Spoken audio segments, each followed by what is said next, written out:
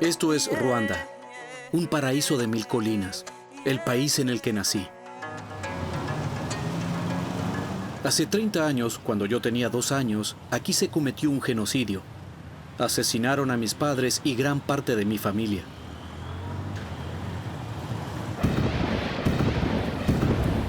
En abril de 1994, el gobierno ruandés movilizó a la población Hutu para masacrar a sus vecinos Tutsis. 1 millón de personas fueron asesinadas en solo 100 días. La sociedad ruandesa estaba dividida en 3 grupos étnicos: Hutu, Tutsi y Twa. Este es mi viaje particular a las raíces del genocidio de 1994 contra los Tutsis en Ruanda. Me llamo Samuel Ishimbe, soy cineasta.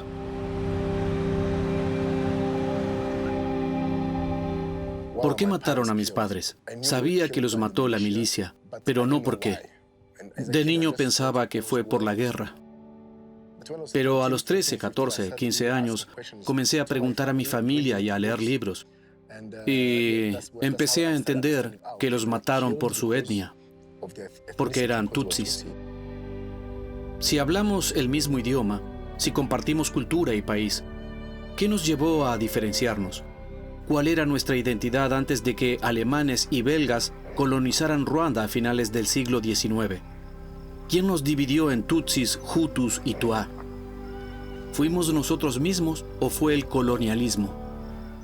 ¿Cómo se llegó al punto en que la gente mataba a sus vecinos, primos o esposas? ¿Cómo se sembró este odio?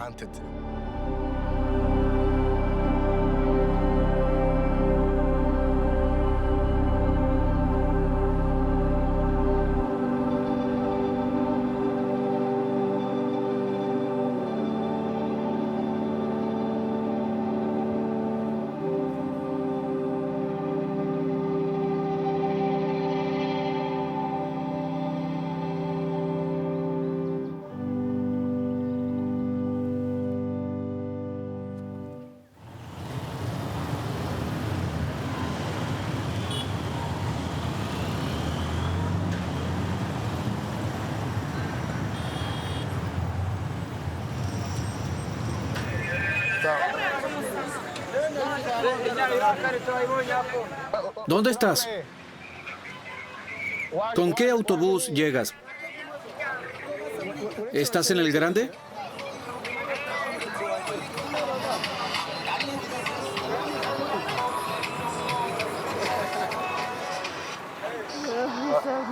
No te preocupes. No seas tímida.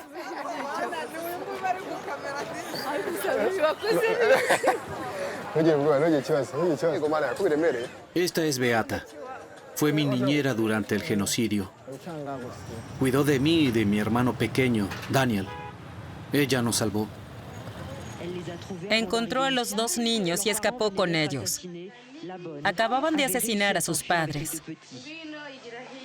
Durante 2 meses se escondieron en los humedales. Huyeron de quienes cazaban tutsis. ¿Te reconoces ahí, tumbado? Sí, soy yo. Estamos con mi tío Benust. Nos crió después del genocidio. Cada vez que nos juntamos, recordamos lo que pasó. Y un día vio un joven correr hacia los niños. ¿Esa soy yo? Claro que eres tú. ¡Dios mío! No puedo creer que tuviera ese aspecto. Y decidieron permanecer juntos. Mira a tu hermanito, Dadú. Ese soy yo. Ya oíste lo que dijeron. Un joven corrió hacia ellos. Hablan de ti, tío Benust. ¿Eres tú?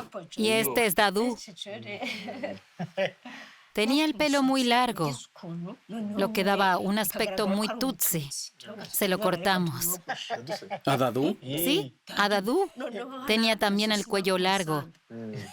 Decidimos cortarle el pelo. Lo tenía tan largo que podía llevarlo recogido y se lo rapamos. Los asesinos me preguntaron, ¿y tú qué eres? Les dije, soy vuestra hermana, soy Hutu. Entonces me preguntaron, ¿y qué haces con estas cucarachas? Les dije, no creo ni que sobrevivan, solo nos traerían mala suerte. Dejémoslos. Cuando vi que comenzaban con el saqueo, te agarré y te llevé con tu hermano a cuestas. A pocos metros de donde vive ahora mi tío está la casa familiar. Vivimos aquí hasta el genocidio. Cuando regresas, ¿te vienen esas imágenes a la cabeza? Por supuesto, es inevitable. Sí, es inevitable para quien fue testigo. Incluso ahora, después de tantos años, cuando veo a alguien con un machete, me quedo a un lado de la carretera hasta que pasa de largo. Siempre pienso que va a matarme. Aún siento miedo. Aunque solo sea un transeúnte. Exacto. Temo que me mate y me quedo lo más lejos posible. Un machete es una imagen aterradora. ¿Sabes lo que es presenciar un asesinato? ¿Es aquí donde los tiraron? Sí, aquí fue. Antes era un pozo para recoger agua de lluvia. Estábamos aquí. Yo estaba de pie como ahora. Estaba con ustedes dos. Llevaba a Dadú a mi espalda y a ti de la mano. Entonces mataron a tu padre ahí, junto a un limonero que había. Había una pequeña elevación allí abajo. Allí tu madre intentó saltar hacia la finca del vecino, pero la atraparon y la trajeron de vuelta. Y empezaron a golpearla. La tiraron al pozo todavía viva.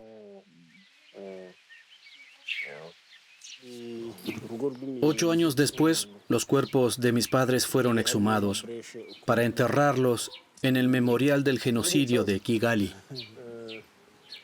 Al volver a la escuela, había gente sentada aquí. Cuando llegamos, ya habían exhumado los cuerpos. Los huesos estaban por allí. Otros lavaban unos cráneos más allá. Al verme se quedaron petrificados. Se preguntaban cómo se lo va a tomar. Pero de niño todo es como una película. No alcanzas a comprender su gravedad. Cuando sacamos los cuerpos de mis padres, yo tenía 10 años. Es muy difícil explicárselo a alguien que no sea de Ruanda. Pero era muy normal. No era algo dramático por lo que la gente llorara. Simplemente fue parte de mi infancia. Es un recuerdo muy fuerte, algo que te marca.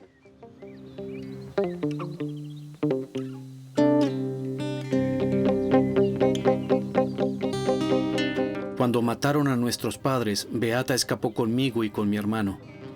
Primero nos escondieron unos vecinos. Luego los soldados del Frente Patriótico, que luchaban contra el gobierno para detener las matanzas, nos evacuaron al estadio, que estaba junto a la misión de paz de la ONU.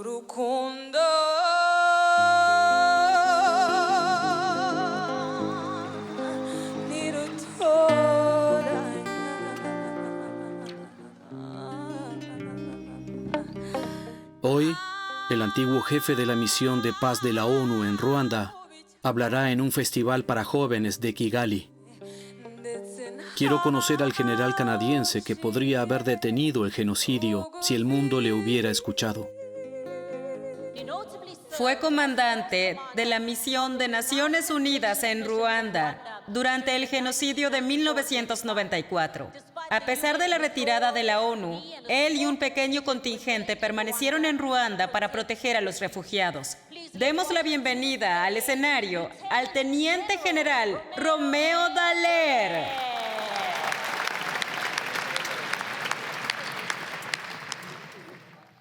¿Cuáles son sus expectativas para los jóvenes? Ustedes representan el potencial, no solo de Ruanda y de África, sino de toda la humanidad, para que haya paz para siempre y para que todos progresemos con felicidad, paz, seguridad y amor, porque todos somos iguales. Ninguno de nosotros, absolutamente nadie, es más humano que el prójimo. Dallaire debía supervisar un tratado de paz para poner fin a la guerra civil. En 1990, los Tutsis exiliados a países vecinos habían iniciado una contienda contra el régimen Hutu del presidente Habyarimana, tras negárseles el derecho a regresar. El gobierno calificó a los Tutsis de cucarachas a las que había que matar. El 6 de abril de 1994, el avión presidencial fue derribado sobre Kigali. Al día siguiente, extremistas Hutus empezaron a matar Tutsis, que constituían el 14% de la población.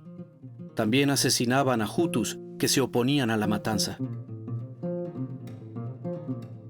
¿Cuál fue su valoración inicial del conflicto en Ruanda? Fui a reunirme con la milicia, que estaba integrada por jóvenes, porque la mayoría de las matanzas las cometían jóvenes. No fueron el ejército ni la gendarmería quienes cometieron la mayoría de los asesinatos. Estaban detrás. Pero los que mataban eran los jóvenes de la milicia, armados con machetes. Eran los que usaban en todos los puestos de control. Los partidos políticos de la línea dura los habían adoctrinado para tratar a los Tutsis como cucarachas. Así que una de las primeras cosas que hicieron fue considerar insectos a seres humanos. Yo les preguntaba, ¿cómo es posible que hagan esto?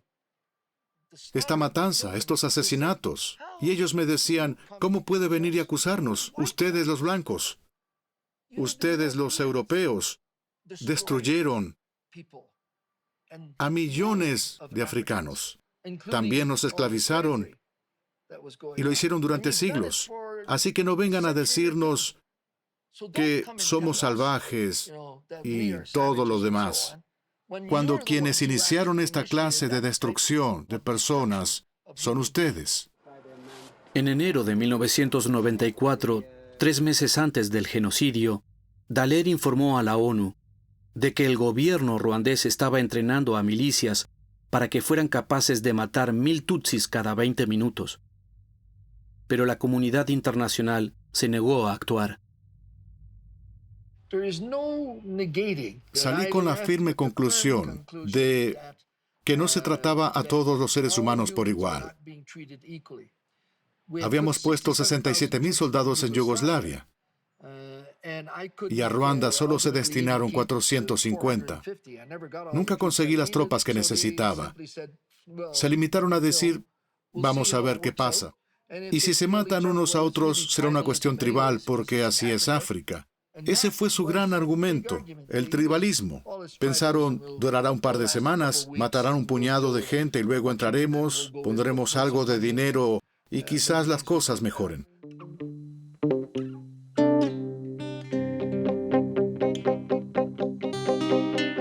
Personalmente, conocer a Dallaire fue una experiencia surrealista para mí.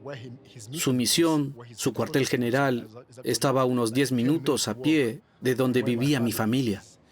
Así que es muy surrealista pensar que si hubiera conseguido lo que pidió en ese momento, tal vez mis padres y muchas otras personas estarían vivas.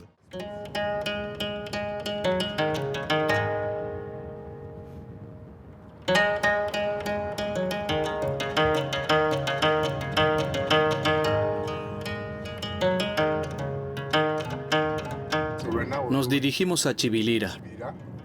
De allí es originario mi padre. Me acompañan mi tío y mi tía. Voy con ellos porque quiero entender cómo llegaron a conocer su identidad.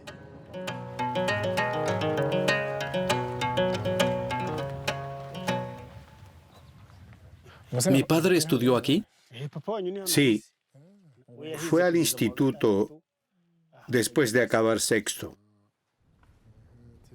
Esta es la escuela a la que fueron mi padre y muchos de sus hermanos.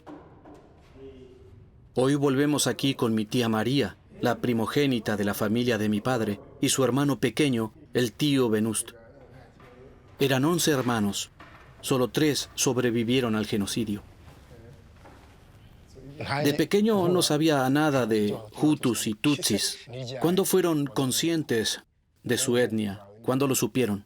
En 1959, al empezar la escuela, Explícanos qué pasó. la monja ruandesa que nos daba clase pidió a los tutsis que se levantaran. La monja pidió a los tutsis que se levantaran y luego a los hutus y a los tuas. Yo no sabía con qué grupo levantarme, así que me quedé sentada con otros 2 niños. La maestra nos dijo que preguntáramos a nuestros padres y se lo dijéramos al día siguiente. Al llegar a casa le pregunté a mi padre y me respondió. En la escuela se lo dije a la maestra y empezó a pegarme sin motivo. ¿Qué les enseñaban sobre la historia de Ruanda? ¿Qué les decían en la escuela sobre Hutus, Tutsis y Tuas?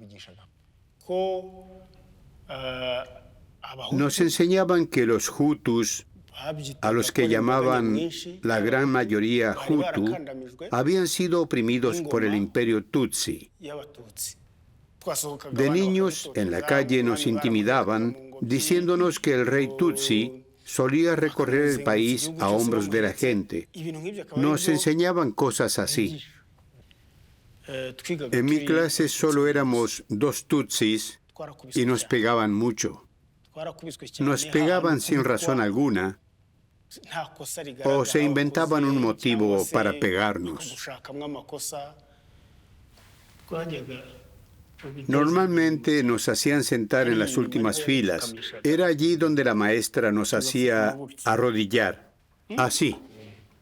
Nos obligaba a ponernos en esa posición. Y así podíamos estar media hora.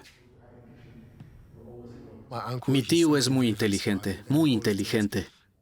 Y siempre nos ha dicho, siempre fui el primero de mi clase y no pude tener educación superior por culpa del sistema en el que crecí, por culpa del estúpido sistema étnico de la época.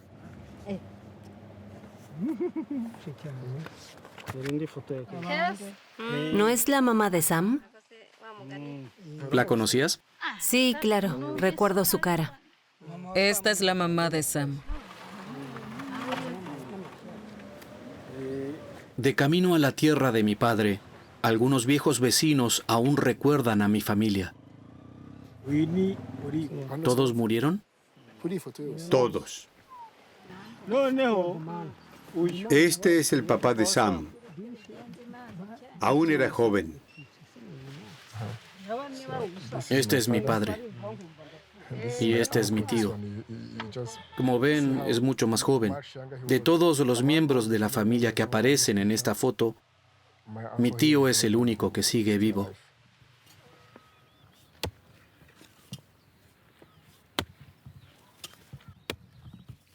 Estas tierras aún son de nuestra familia. La casa fue destruida durante el genocidio. Aquí ya no vive nadie de mi familia. Hola. El terreno empezaba aquí. ¿En la plantación de bananos? Sí, sube hasta allí, pasa por allá y vuelve hasta aquí. ¿Te gustaría volver a vivir aquí? No puedo.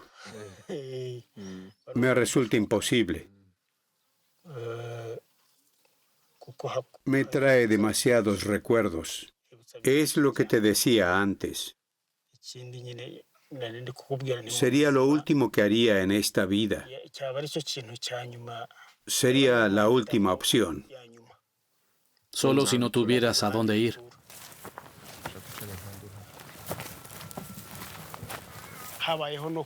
Hubo perdón para los que destruyeron nuestras casas.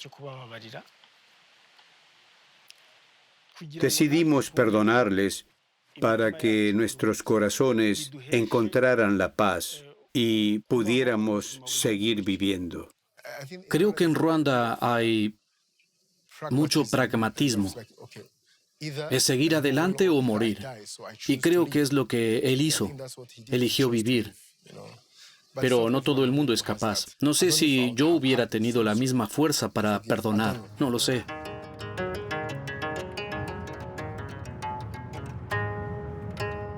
Nos dirigimos a la Universidad de Ruanda, en Huye.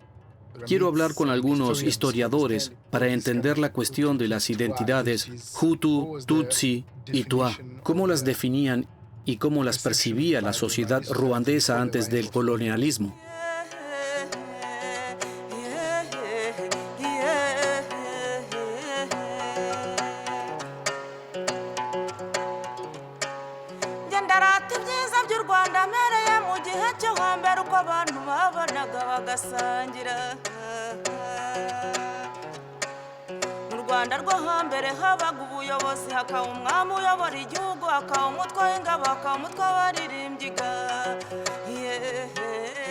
Los términos Hutu, Tutsi y Twa ya existían antes del colonialismo.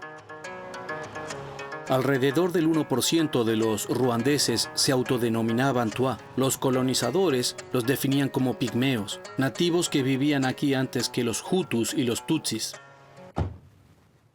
Todo lo que se dice sobre Hutus, Tutsis y Twas son especulaciones. No hay fuentes fiables. Las fuentes que utilizamos son orales. Las identidades étnicas en la Ruanda precolonial siguen siendo objeto de debate entre historiadores. ¿Cómo define los términos Hutu, Tutsi y Twa? Cuando llegó la colonización, Ruanda ya llevaba al menos 6 siglos como Estado-nación, y la población se había jerarquizado en diferentes categorías. Los ricos, los que tenían vacas, se llamaban Tutsis. Los pobres, la gente normal y corriente, se llamaban Hutus.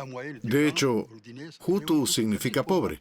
Se creía que en Ruanda había 3 etnias, Hutu, Tutsi y Twa. ¿Podemos hablar realmente de grupos étnicos? No. En Ruanda, todos formamos un mismo grupo étnico, porque lo que define a un grupo étnico es cumplir estas condiciones a la vez: lengua, cultura y creencias. Incluso tenemos lo que llamamos clanes. Hay unos 20 clanes en Ruanda que compartimos: los Hutus, los Tutsis y los Twas. Todos integramos los mismos clanes y el mismo grupo étnico. Pero los europeos hablaban de 3 grupos étnicos, lo que es una invención. Cuando vinieron encontraron Tutsis, Twas y Hutus, y dijeron que eran 3 razas. En el siglo XIX, los académicos europeos dividieron la humanidad en una jerarquía de razas. Sostenían que la raza blanca era superior y la más avanzada, y que la llamada negroide o raza negra era inferior. Los Tutsis fueron clasificados como una raza intermedia. Los Jamitas, que se definían como más próximos a la raza blanca y por tanto más avanzados que la raza negroide. Hay una definición muy conocida de Sanders, un historiador de la Universidad de Columbia. Según él, todo aquello de valor jamás hallado en África lo trajeron los jamitas. La ideología del mito jamítico fue introducida en Ruanda a finales del siglo XIX por investigadores europeos. Concluyeron que los Tutsis eran negros jamitas, que habían inmigrado desde el norte y dominado a los Hutus, supuestamente indígenas, durante siglos. Esta narrativa prevaleció. La de los Tutsis es una raza espléndida. Estos 200.000 atletas dominan una población de 3 millones de Hutus. Mantienen su dominio y la pureza de su raza gracias a una estricta disciplina.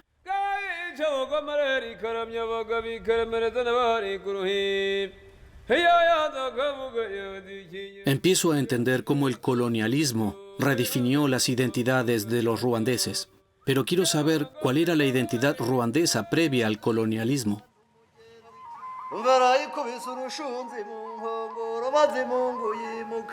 Nyanza, sede de la última corte real, es ahora un museo. Paseando por la réplica del Palacio del Rey, evoco la Ruanda precolonial. Estas vacas son iñambo, vacas sagradas. No eran para comérselas ni nada parecido. Su única función Era simbolizar el prestigio del rey y exhibir su belleza en desfiles. Son parte de la cultura precolonial ruandesa. En 1894, Gustav Adolf Graf von Gotzen fue el primer colonialista alemán en llegar a Ruanda. Se abrió camino a la fuerza para reunirse con el rey Kigeli Rubugili. En aquella época las potencias europeas competían para apoderarse del continente. El reino de Ruanda ya sufría múltiples ataques de las tropas belgas, que querían anexionar el país al Congo, ya en su poder. El rey de Ruanda acabó sometiéndose a los alemanes. Los necesitaba para mantener su frágil poder frente a los enemigos internos y la agresión belga. En 1897, Ruanda se integró en el imperio colonial alemán. En 1907, el médico e investigador Richard Kandt se convirtió en el primer residente colonial permanente de Ruanda.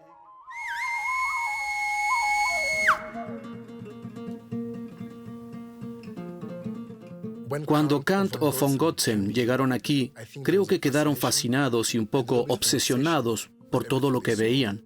La belleza, la sofisticación, la arquitectura, el arte. En las descripciones de von Gotzen de la animación de la corte, con todas las ceremonias con miles de guerreros y otras personas rodeando al rey, se nota que era algo fascinante. Creo que von Gotzen y Richard Kandt, impresionados, pensaron: esto no puede ser obra de esos negros, tiene que proceder de nosotros.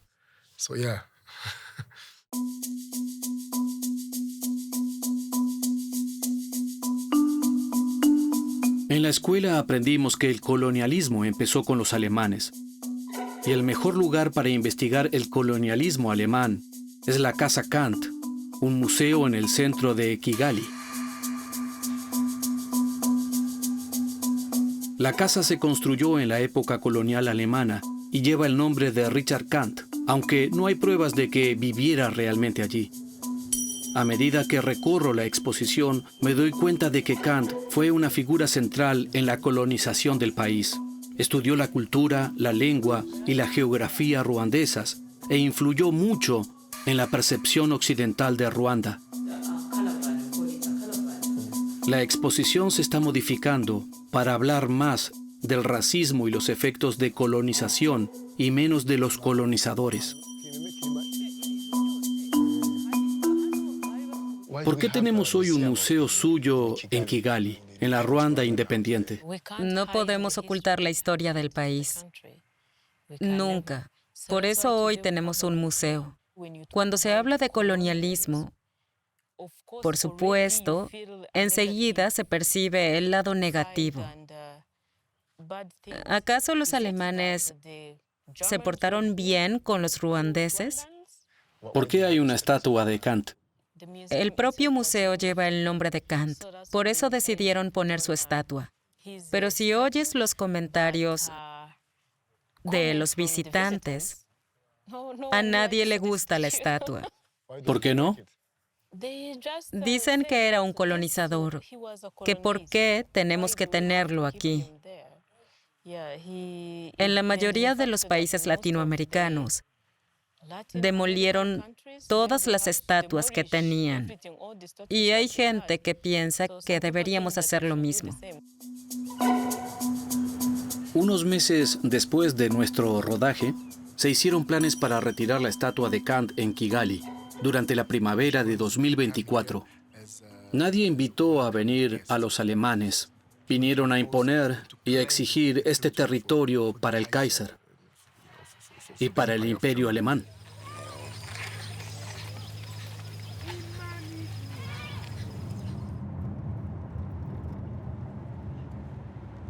Para comprender mejor la naturaleza del colonialismo alemán en Ruanda, voy a Shangi, en el suroeste. Este es el lugar donde los alemanes establecieron su primera presencia colonial en Ruanda.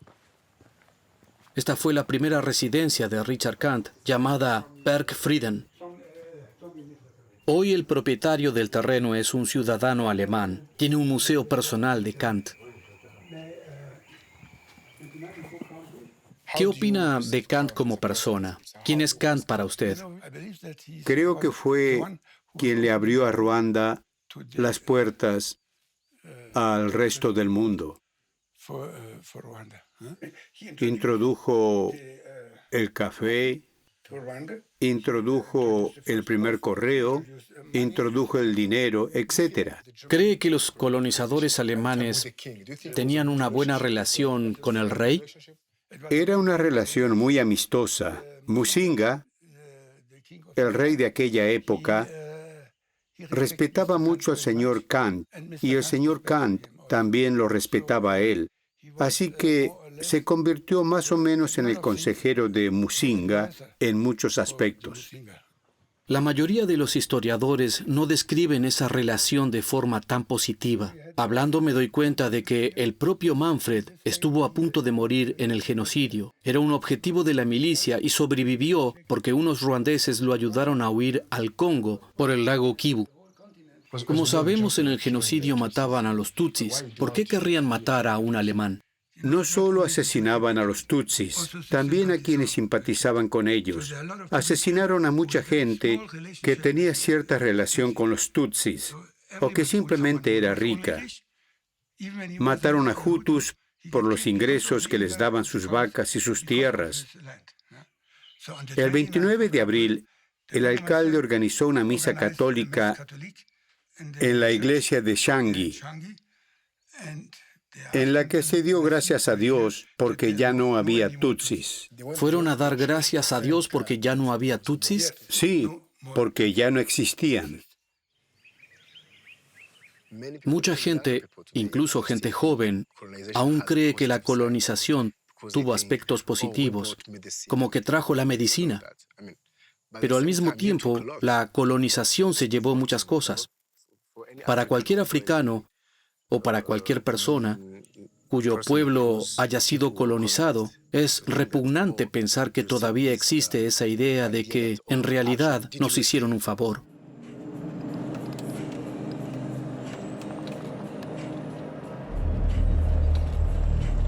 Mientras investigaba para este documental, me topé con un estudio germano-ruandés, según el cual en Alemania se conservan unos 900 cráneos humanos robados en Ruanda en 1907 y 1908. La mayoría se los apropió un antropólogo llamado Jan Ciechanowski. Durante más de 100 años, nadie en Ruanda supo de la existencia de esos cráneos humanos.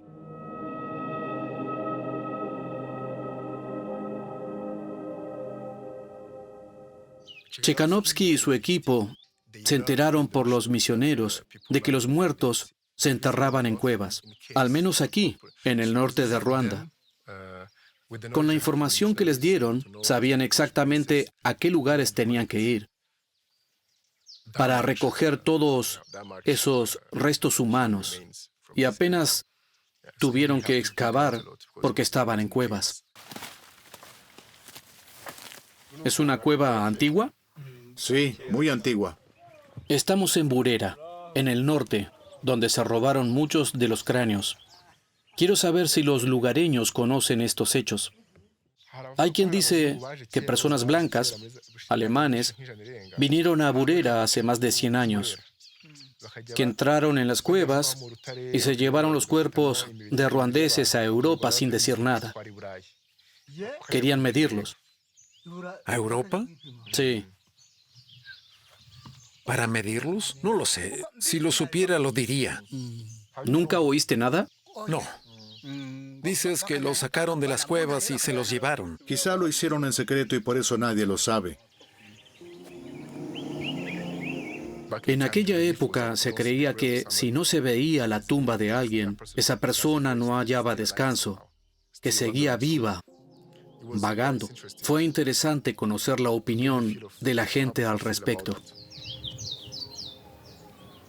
Cuando oigo hablar de esos restos humanos en Europa, me doy cuenta de que la clasificación de la sociedad ruandesa, dividiéndola en falsos grupos étnicos, es algo que viene de lejos. Tiene su raíz en coleccionistas de estos restos humanos, como Richard Kant. Creo que escribí en alguna parte los términos que utilizó el propio Richard Kant. En 1899 escribió: Ruanda es un país lleno de esperanzas. Si logramos destruir el poder de los Watutsi.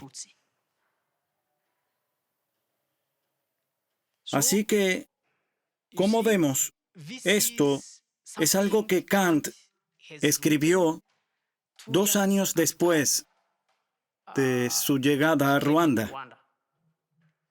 Y son Kant y Jan Ciechanowski los que recogieron esos restos humanos que se utilizaron para clasificar a los ruandeses con el único objetivo de demostrar que hay grupos étnicos en Ruanda. Y la consecuencia de todo ello fue el genocidio perpetrado contra los Tutsis.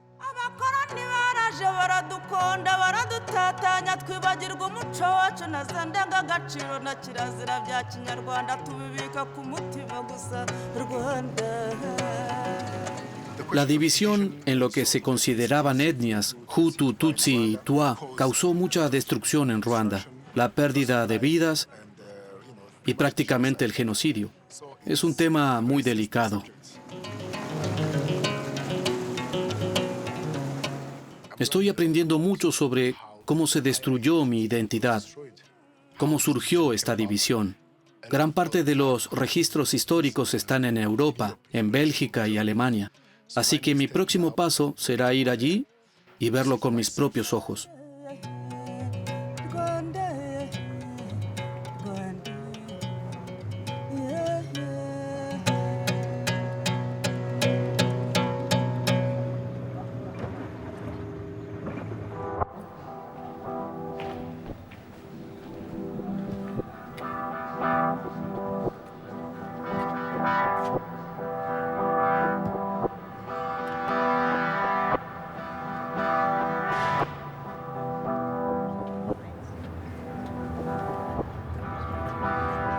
Berlín es un lugar especialmente significativo.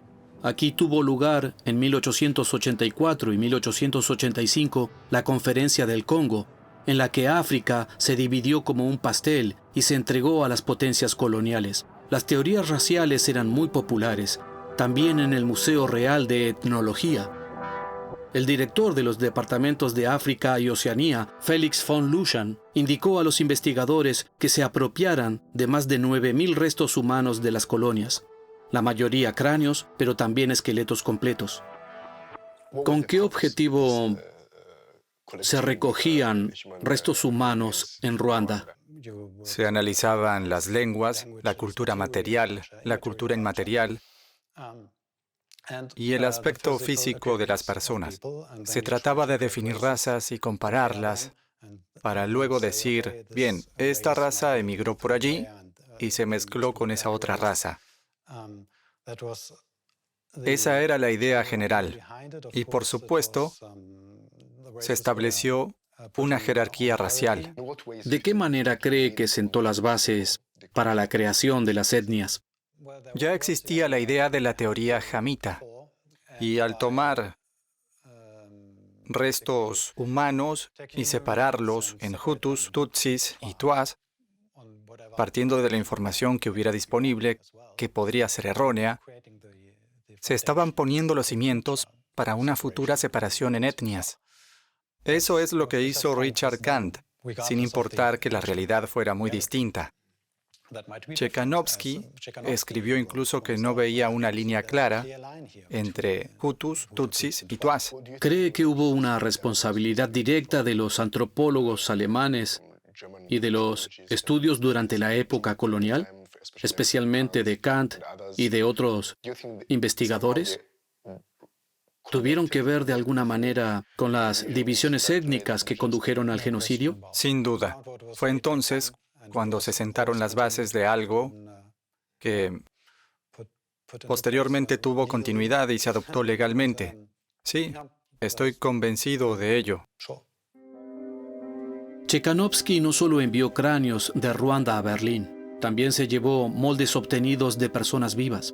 A principios del siglo XX, la Gipsfommerei de Berlín no solo vendía copias de estatuas de la antigua Grecia, Roma y Egipto, también elaboraba máscaras de yeso de Ruanda.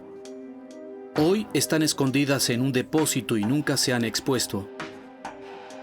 Tras 6 meses de negociaciones, me permiten verlas. Aquí tenemos guardados los moldes de Chekanovsky. Se los mostraré. Los separamos del resto, tal vez para darles un poco más de privacidad. Le mostraré con mucho cuidado lo que hay debajo.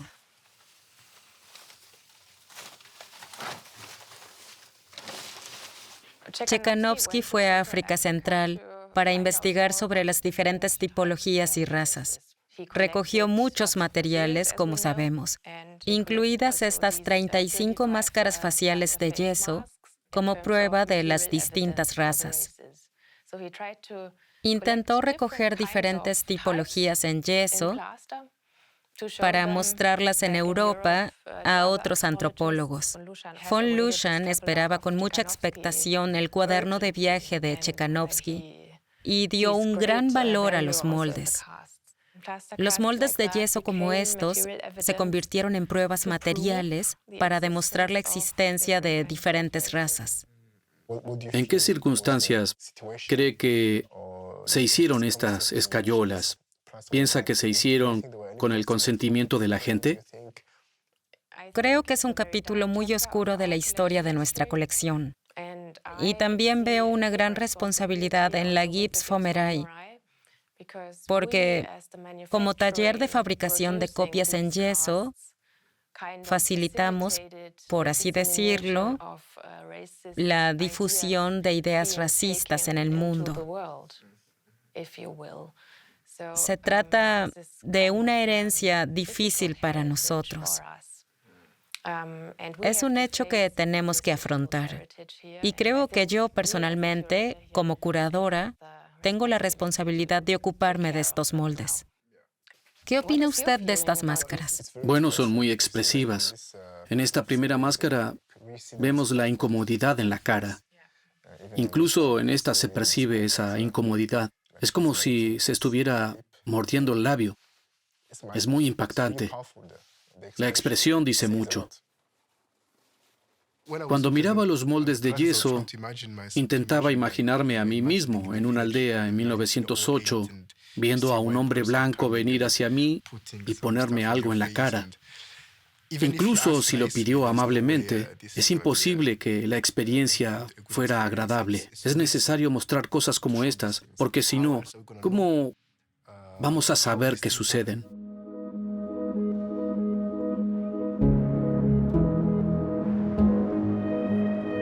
Me dirijo al Foro Humboldt, el nuevo templo de las artes y las ciencias de Alemania. Es una réplica moderna de un palacio prusiano que alberga una de las colecciones de piezas coloniales más importantes del país. El Foro Humboldt ha recibido muchas críticas por parte de activistas. Si tomas un símbolo que representa la monarquía, en primer lugar es un símbolo antidemocrático. Y construir un edificio como este en medio de Berlín y convertirlo en una atracción internacional es como el Disney World del colonialismo. Quiero hablar con el responsable de los museos del Foro Humboldt. Es el director de muchos de los museos más prestigiosos de Berlín y un conocido prehistoriador. Mucha gente, especialmente personas de origen africano, pero también algunos académicos alemanes, critican la existencia misma del Foro Humboldt como edificio, como museo, como institución. ¿Cuál es su respuesta? Un edificio como este no nos permite escapar de nuestra historia. Tenemos que abordarla. Con un museo moderno y futurista, quizá el debate sea diferente.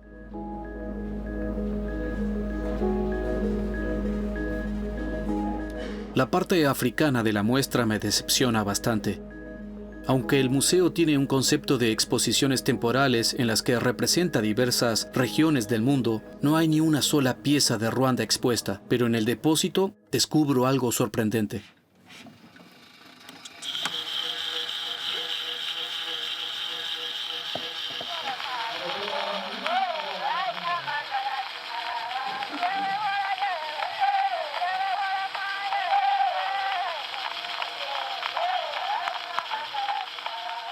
En la conversación que mantuve con el historiador Gamaliel de Ruanda, me habló de una canción que cantaban los ruandeses en la que se lamentaban de la violencia de los soldados coloniales. Buscando en la lista de grabaciones de Chekanovsky, vi el nombre de la canción. En Kinyarwanda se titula Mpunga Barungu, que se traduce como huyendo de los askaris, que eran los soldados coloniales alemanes. Es increíble, porque es el único testimonio directo de los propios ruandeses, dando fe de la violencia que sufrían de los alemanes. Y este testimonio directo, que no es algo escrito por terceros, es una canción.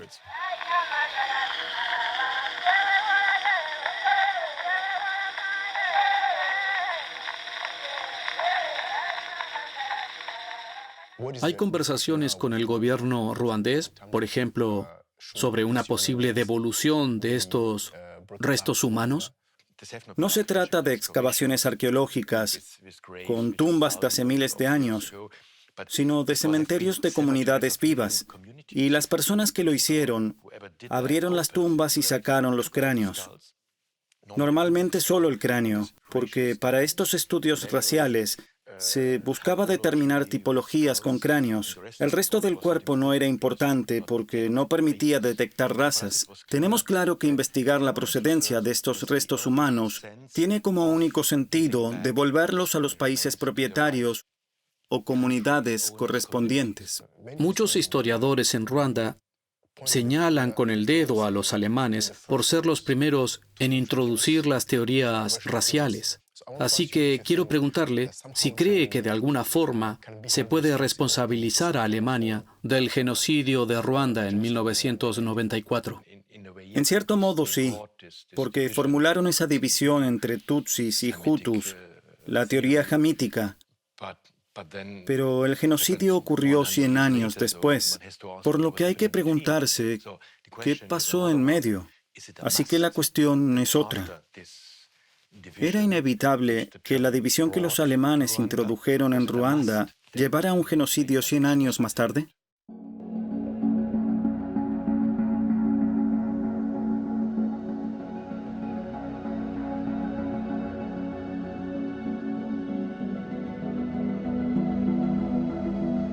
El genocidio es principalmente un crimen de Estado. En Ruanda se dio la particularidad de que fue un genocidio popular, es decir, la gente se movilizó para matar a sus vecinos. No fueron las SS, como en Alemania, aunque también había gente que ayudaba a los nazis. En Ruanda fue más bien algo popular. Así que hay similitudes y diferencias.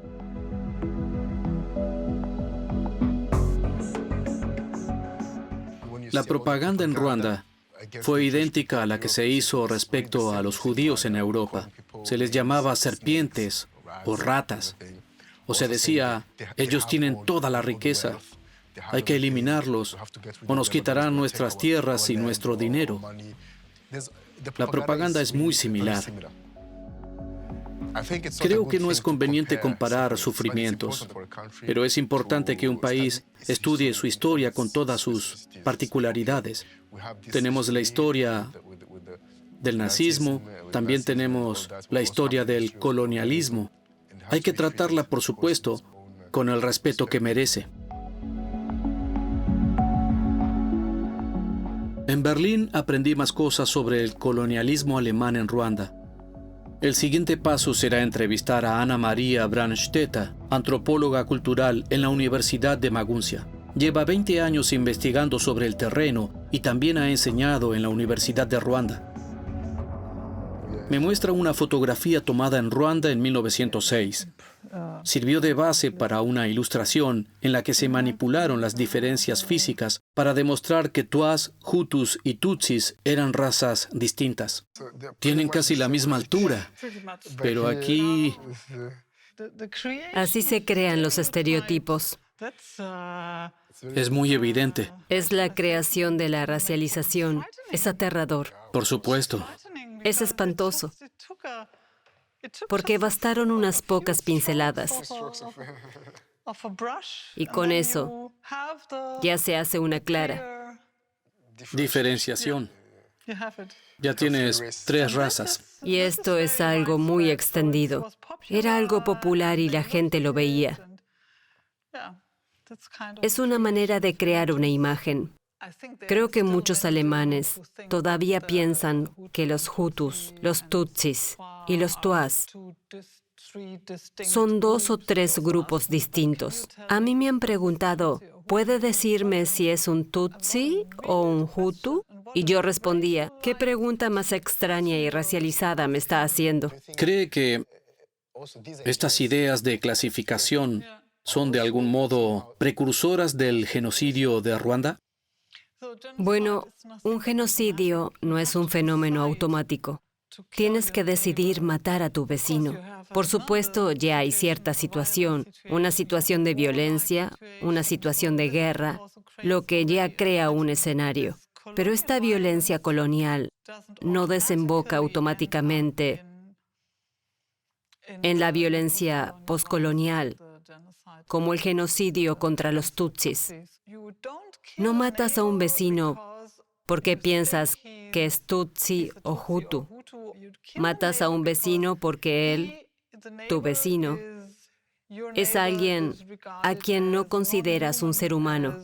Es alguien que para ti no forma parte de la humanidad. Así que primero tienes que despojarlo de humanidad.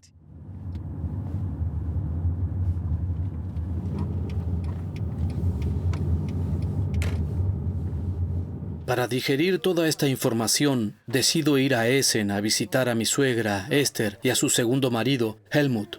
Esther, sobreviviente del genocidio, es psicoterapeuta y vive en Alemania desde hace 20 años.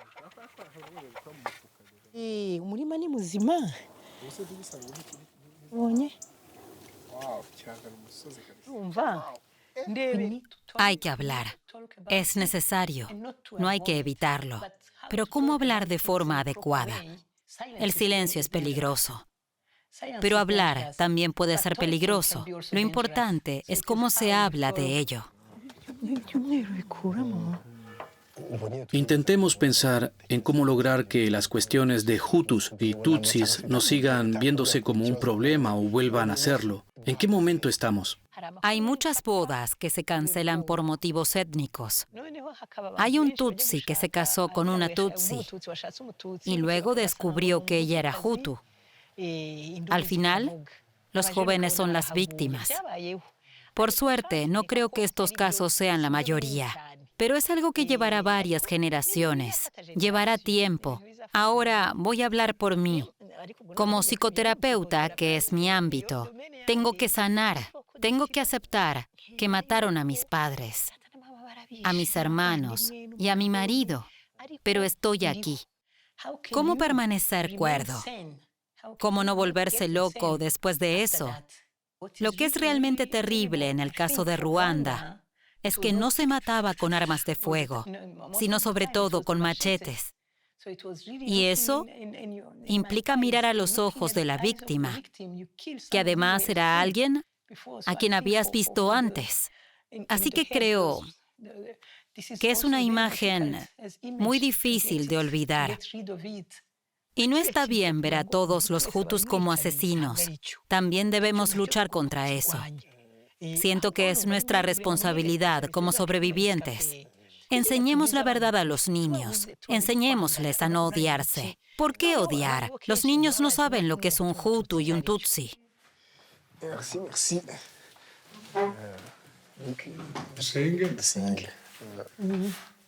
Anatugushimiye ibyo tugiye kurya kuko ari byiza cyane kandi ari byo waremye. Amina. Bienvenido, Sam. En Alemania hicieron algo que está muy bien. La generación de Helmut, los que nacieron después de aquello, cuestionaron a los padres. Eso es algo que aún no hemos hecho en Ruanda. Muy pocos preguntan a sus padres.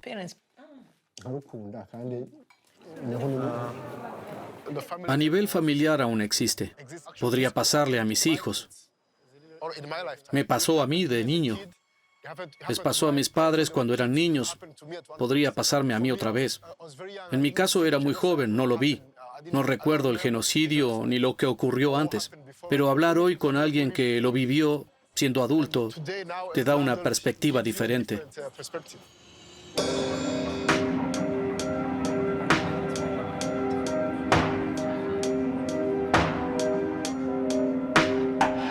La siguiente parada de mi viaje es Bélgica. En 1916, los belgas arrebataron a los alemanes el control de Ruanda. Durante la Primera Guerra Mundial, el rey Musinga entregó 1000 soldados ruandeses a los alemanes para luchar contra los belgas. Pero los belgas ganaron la guerra y tomaron el poder bajo el mandato de la Sociedad de Naciones. Mantuvieron a Musinga como rey, pero lo despojaron de casi toda autoridad y extendieron la división entre Tutsis y Hutus, siguiendo el mito jamítico creado por los alemanes.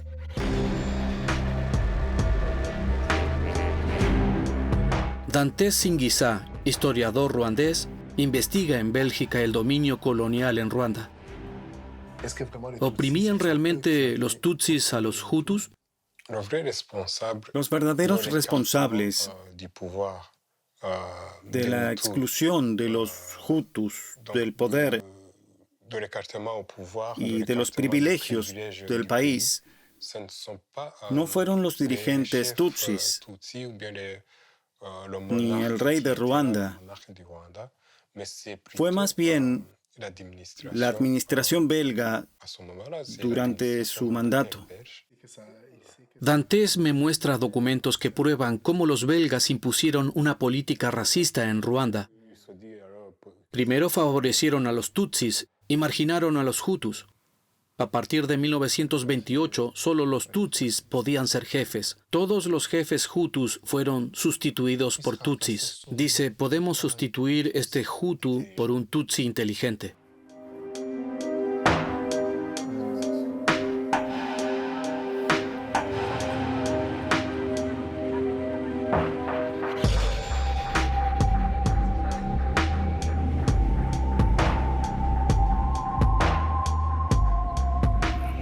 Sé que los ruandeses tenemos una responsabilidad enorme en odiarnos unos a otros, en llegar al genocidio.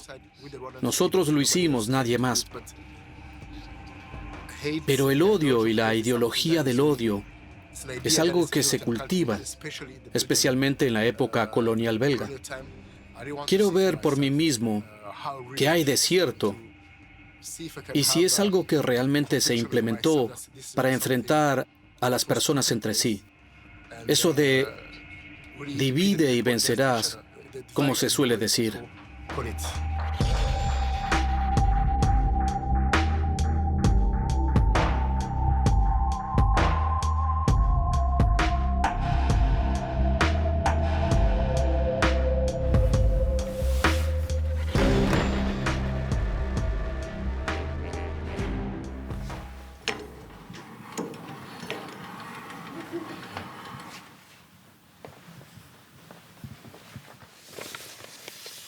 En el archivo de la década del 20 que Dantes nos mostró, está la correspondencia entre el delegado y el administrador colonial, hablando de un jefe que tienen que destituir porque es Hutu.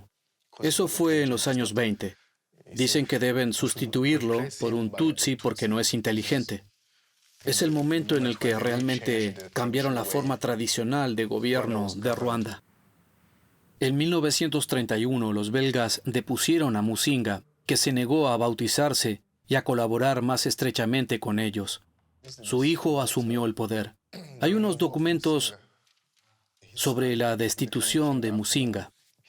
Su hijo habla bien francés y se acerca cada vez más a los europeos, así que es una buena opción para reemplazarlo como rey.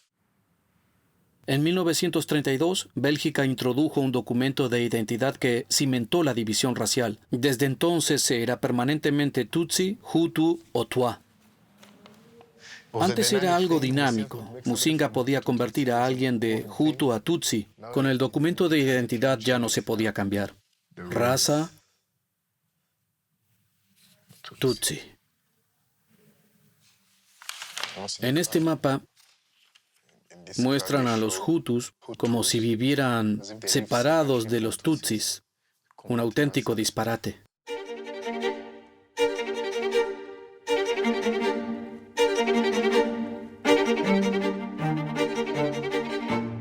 Voy a visitar el Africa Museum de Tervuren, tradicional aparador del colonialismo belga. Hoy quiere transformarse en un centro de intercambio de ideas con las antiguas colonias de Ruanda, Congo y Burundi. Leopoldo II ordenó construir este edificio. Lo necesitaba como aparato de propaganda colonial, para transmitir el mensaje de que todo iba bien y que Bélgica llevaba la civilización a sus colonias. ¿Conoce la gente ese lado sangriento de la historia o cree que es necesario hacer más al respecto? Y si es necesario, ¿cree que hay aceptación para que se produzca ese cambio? ¿Para poner todo en contexto? La propaganda colonial y el Museo Tervuren contribuyeron a crear esa imagen más positiva de la colonia. Se ocultó al público durante mucho tiempo y creo que realmente cambió en los años 80. Pero aún queda mucho trabajo por hacer, porque también hay que informar sobre este tema a las nuevas generaciones. Hablamos de genocidio en Ruanda, hablamos de genocidio en Sarajevo, pero no hablamos de genocidio en el Congo con Leopoldo II. Este término siempre se evita.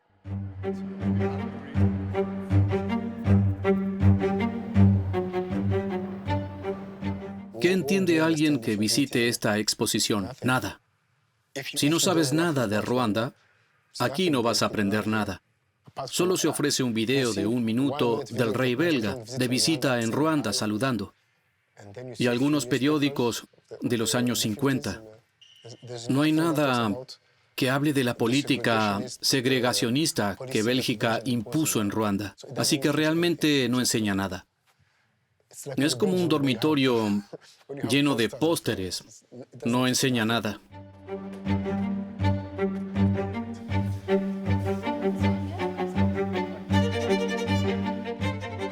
En otra zona del museo, un artista está montando una nueva exposición que demuestra cómo se puede confrontar el pasado.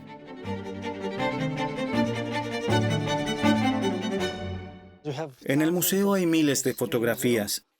Fotografías que se tomaron en África, sobre todo en el Congo, Ruanda, Burundi. Y mi proyecto se titula Mi nombre es nadie. Mi nombre es nadie. Sí, porque mirando las fotografías me di cuenta de que en ellas ningún africano tenía nombre. Los fotógrafos decidían quiénes eran las personas que tenían delante. Nos exhibían, nos llevaban consigo o nos asignaban una identidad. Los tutsis son muy altos, los pigmeos no. Los bantúes son esto o aquello. Y esas son las palabras que encuentras hoy en Twitter o Internet. La gente se califica a sí misma tal y como se decidió en estas fotografías. Así es como los estereotipos se hicieron realidad. Ese es mi trabajo artístico. Esta vez no hice fotografías. Las tomé del museo y añado estas palabras clave para evidenciar lo absurdas que eran esas descripciones de la gente. Uno de tus proyectos anteriores, Musungo Tribes, buscaba invertir los papeles. Musungo Tribes recrea la historia de un laboratorio integrado por gente negra y blanca en Bruselas en los años 70, y la gente se la cree. Siempre vemos imágenes de Ruanda en que blancos miden a negros. De alguna manera nos parece algo normal. Pero cuando ves que a quien se está midiendo es alguien blanco, piensas, un momento, aquí falla algo. Sí, esa fue la reacción del público. Sí. Tocar así el cuerpo de un blanco sigue resultando chocante. Todo gira en torno a los problemas étnicos. El origen del genocidio fue una información falsa que la gente creyó. Y llegaron tan lejos que se mataron unos a otros. Sí, Y aún hay quien piensa que son personas diferentes. sí. En Bruselas tengo la sensación de que a Bélgica aún le cuesta enfrentarse a su historia. En 2020 se creó una comisión parlamentaria para arrojar luz sobre el pasado colonial. Tras 2 años y medio, la comisión acabó en fracaso, sin consenso político para pedir perdón a las víctimas. Me reúno con Bauta de Friant, que dirigió la comisión. Supongo que en muchos países pedir disculpas se considera un acto de vulnerabilidad. De hecho, hay que ser valiente para pedir disculpas. Muchos partidos políticos en Bélgica consideran lógico pedir perdón. Yo, por ejemplo, siempre estuve a favor de presentar una disculpa oficial. Pero hubo presiones de los presidentes de los partidos políticos belgas y también de la monarquía. Así que algunos partidos que inicialmente estaban en acuerdo con una disculpa oficial retiraron su apoyo. Y eso significó en la práctica que la comisión no lograra su propósito. Durante su investigación para la comisión sobre el pasado colonial de Bélgica en relación con Ruanda, ¿qué descubrimientos le resultaron más impactantes o más interesantes? Para los miembros de la comisión, está bastante claro que Bélgica contribuyó a hacer más explícitas las diferencias raciales y el contexto étnico de las personas que vivían en Ruanda en aquella época: Hutus, Tutsis y Tuas. Hasta finales de los 50, el antropólogo Jean Irenaud tomó medidas a ruandeses para demostrar que había razas distintas. Pero entonces, como en muchos países africanos, los llamados a acabar con la colonización se hicieron más fuertes, también entre los dirigentes tutsis. Bélgica se resistió al surgimiento de un nacionalismo que por entonces solo lideraba la élite tutsi en Ruanda,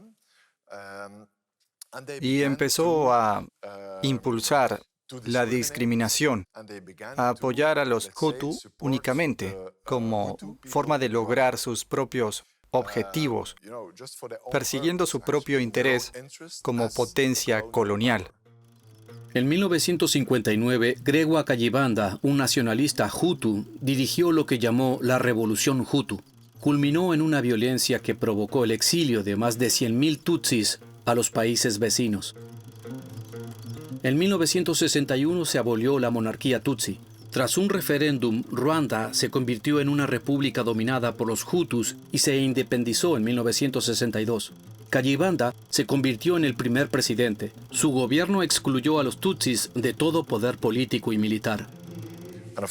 Por supuesto, las raíces de los conflictos étnicos que causaron el genocidio de Ruanda se remontan en parte al reinado colonial belga en Ruanda.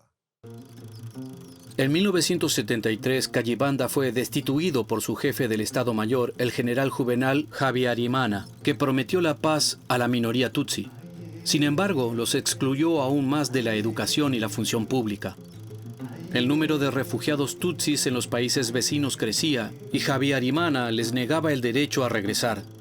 Desde la independencia hasta el genocidio de 1994, el gobierno mantuvo las etnias Hutu, Tutsi y Twa en los documentos de identidad y muchos otros documentos oficiales.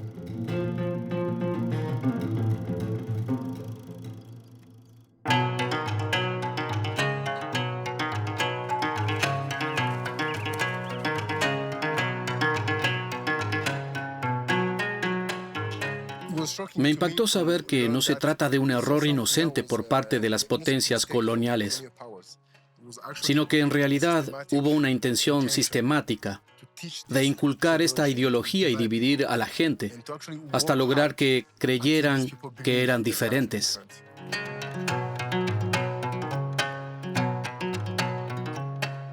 dore impamvu turirimba Rwanda tugashyira kure cyane twebwe tuva mu bwiza kandi twinjira mu bundi Rwanda Rwanda Rwanda Rwanda. En Ruanda, cada generación tiene que encontrar la manera de enfrentarse al pasado. Víctimas, verdugos, testigos. Me dirijo al sur, a Buyeserá, una de las 6 aldeas de la reconciliación de Ruanda. Aquí conviven víctimas y verdugos del genocidio.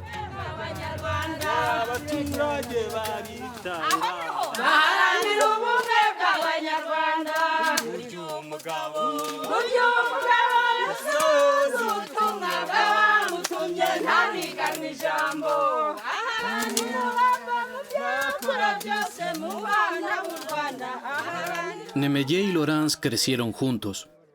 Durante el genocidio, Nemeye mató a miembros de la familia de Laurence. Tras 10 años en prisión, regresó al pueblo. ¿Participó en la matanza? Así fue. ¿Mató gente a machetazos? Les dimos machetazos. Los golpeamos con todo lo que teníamos. Garrotes, machetes. Les dimos una muerte dolorosa. ¿Qué es lo que sintió después de hacerlo? En el fondo, al principio no quería aceptar lo que había hecho. Nemeye me escribió y me dijo, maté a tu hermana y a sus 4 hijas. Yo pensaba en cómo esas niñas salían a menudo con Nemeye y sus amigos. Los veía juntos, hablando, pasando el rato. Recordaba el cariño que se tenían y pensaba en cómo las mató con machetes y garrotes. Estaba traumatizada, era incapaz de volver a vivir. Pensaba en ello y se me encogía el corazón. Todas esas imágenes me venían a la cabeza una y otra vez. Enseguida me di cuenta de que era un extraño en mi vida y ni siquiera pude responderle. Durante mucho tiempo sentí que yo también iba a morir. Hoy Solange, la hija de Laurence, está casada con el hijo de uno de los asesinos de su tía. Participé en un ataque contra su hermana. Era su hermana mayor. Huía cuando se topó con nosotros, cerca de donde yo vivía, y murió en un ataque en el que participé. ¿Cómo reaccionaste cuando tu hija te dijo que estaba enamorada de Bedas? Al principio pensé que no podía ser, pero me tomé mucho tiempo para rezar y reflexionar. Y llegué a la conclusión de que una vez que se ha perdonado, no se puede juzgar. Y le dije que era ella quien debía decidir a quién amar. Cuando encarcelaron a tu padre, ¿cómo te afectó? Lo que más me afectó fue ser consciente de que soy hijo de un hombre que participó en el derramamiento de sangre. Eso ya me produjo una gran vergüenza. Jugaba con los demás niños, pero cargaba con la vergüenza. Y tenía mucho cuidado de no hacer daño ni ofender a los demás cuando jugábamos, para no provocar a nadie. Todo por la vergüenza que sentía. Estábamos muy enamorados, pero mucha gente intentaba que me olvidara de él. Me decían, ese chico es de esa etnia. Mirábamos los documentos de identidad. Si ponía Tutsi, los matábamos solo por su etnia, llamándoles enemigos del país, malas personas y villanos. Pero nuestros hijos ya no conocen todo eso. Ya no distinguen entre un Hutu, un Tutsi o un Twa. Deberíamos enseñar a nuestros hijos que todos somos ruandeses, sin divisiones, que entiendan que tenemos la misma identidad, que crezcan sabiendo que todos somos iguales, sin distinción alguna.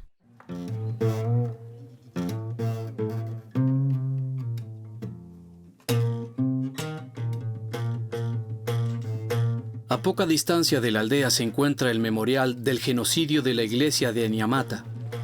Muchos familiares de Lorance están enterrados aquí.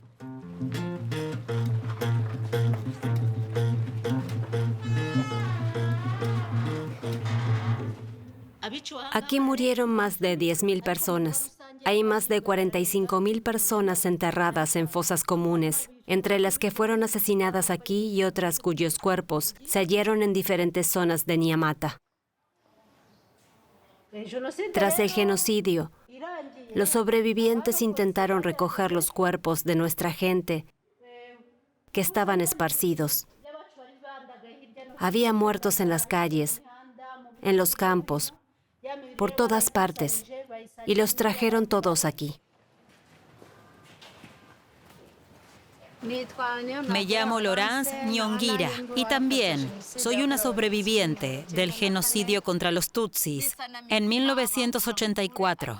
Después de aquello, logré perdonar, pero me surgió un gran problema cuando mi hija se enamoró de uno de los que mataron a mi familia.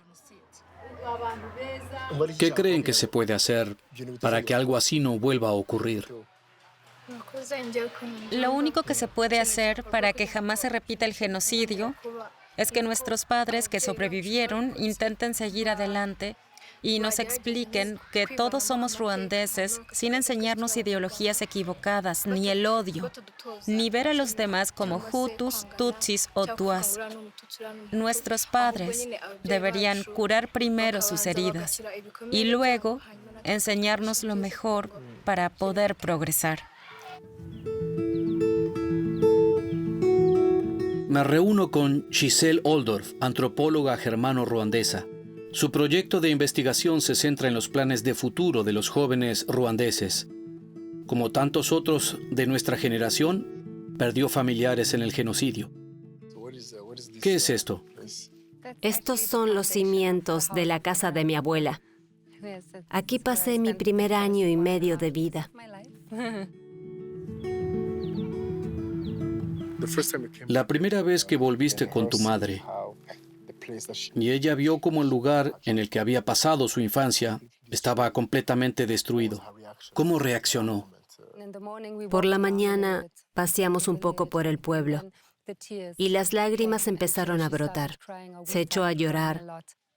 Las dos nos echamos a llorar desconsoladamente y nos apartaron de la calle y nos llevaron a una casa para que la gente no viera que estábamos llorando. Lo recuerdo como algo incómodo, porque pensé, ¿por qué nos esconden? ¿Es malo estar triste? Si veo llorar a alguien, no sé qué hacer. Siento que algo va mal. Creo que es porque tenemos una cultura de guardarnos siempre todo dentro. Y cuando lloras o muestras tus emociones, es casi como estar desnudo. Nunca he visto llorar a mi tía o a mi tío, ni siquiera en funerales o cosas así. Sí, te muestras muy vulnerable en esta situación. Creo que a las mujeres no les pasa tanto, pero con los hombres es aún peor. En mi vida adulta habré llorado como 3 veces. Desde que tenía 14 años, creo que solo he llorado 3 veces en toda mi vida adulta. Pero, ¿tienes ganas de llorar o simplemente no te pasa? Cuando tienes un hijo, te ablandas. Creo que con el tiempo dejas de tener ganas de llorar. Y en un momento dado no tienes ganas de llorar. Te sientes triste, sientes lo que sea, pero no lloras. ¿Qué planes tienes para este lugar? Queremos construir una casita para poder volver y estar aquí. Espero y deseo que mi hija venga a Ruanda y vea el lugar donde nací, donde nació su abuela. Aquí están mis raíces, el pasado y también todas las cosas terribles que ocurrieron y que siempre formarán parte de nuestras vidas. Mi madre y mi abuela fueron muy felices aquí y pasaron muy buenos momentos y no quiero que me quiten esto.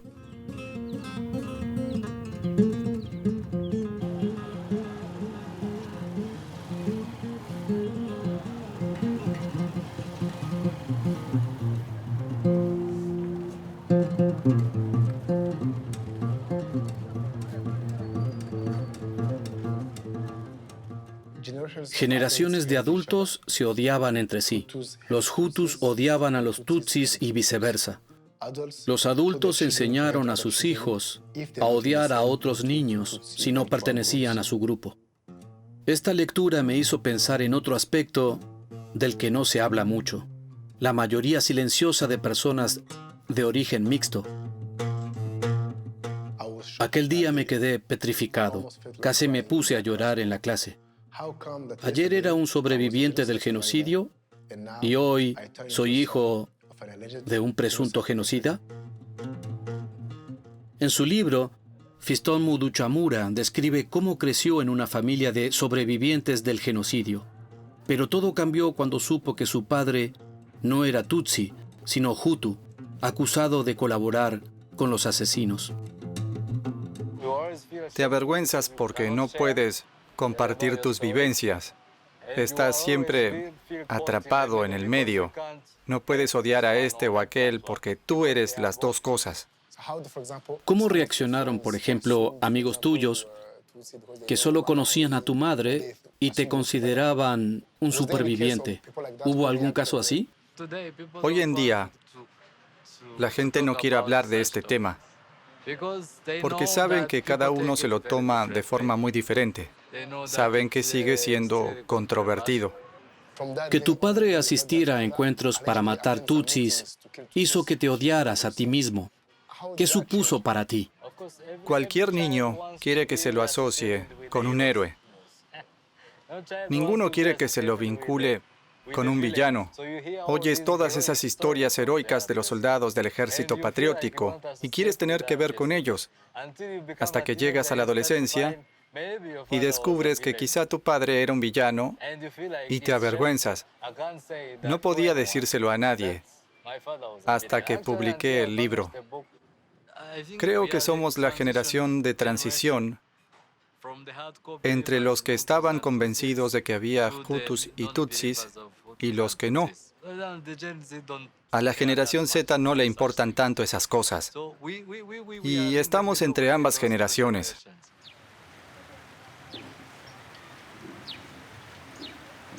Hoy los niños aprenden en la escuela que todos somos ruandeses. Los términos Hutu, Tutsi y Twa se eliminaron del documento de identidad. En una cena en casa de mi tío, le pregunto a mi prima si su generación aún habla de etnias. A veces sí que ocurre. Por ejemplo, cuando estaba en el instituto, había algunos chicos que se ponían a clasificar a los demás diciendo, ese es Tutsi, aquel es Hutu. Sí, de vez en cuando se habla de eso. ¿Y de dónde sacan eso? Si tienen tu edad, nacieron 10 años después del genocidio. ¿De dónde sacan esas cosas? Por lo que sé, lo sacan de sus propios padres. Les cuentan lo que pasó, pero a veces pienso que les cuentan cosas equivocadas. Entonces se enfadan y comienzan a decir, solo nos juntaremos con los nuestros. Solo hablaremos con los nuestros. ¿Creen que llegará un momento en el que la gente olvide lo que pasó? Sentirán que ya es historia, pero como lo verán en la televisión, quizás no lo perciban como los que lo vivimos, pero sabrán qué sucedió. Es un crimen que supera el entendimiento humano. No puede llegar a olvidarse por completo. Por la forma en que veo convivir a los jóvenes, me parece que la división terminará desapareciendo. Solo lo conocerán como parte de la historia, del pasado.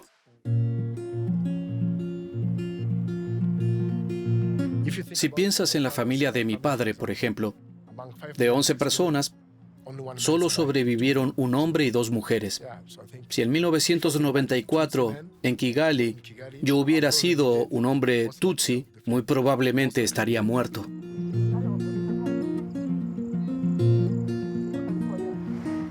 Cuando hablaste de trauma ruandés, aunque creo que es enorme, No pienso que sea la única identidad que tenemos.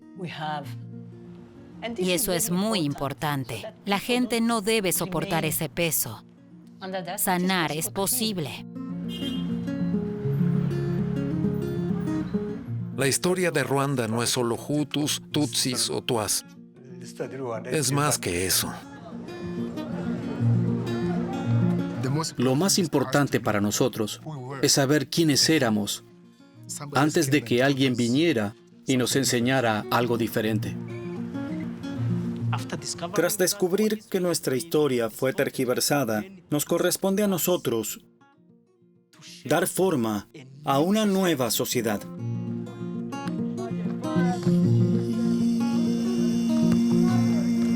No sabemos qué pasará en 30 o 40 años. Tenemos que estar alerta. Debemos estar despiertos.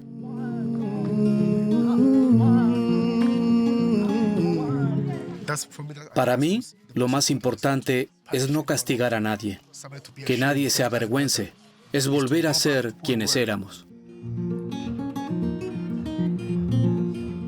Tienes derecho a vivir una buena vida. Puedes vivir una buena vida.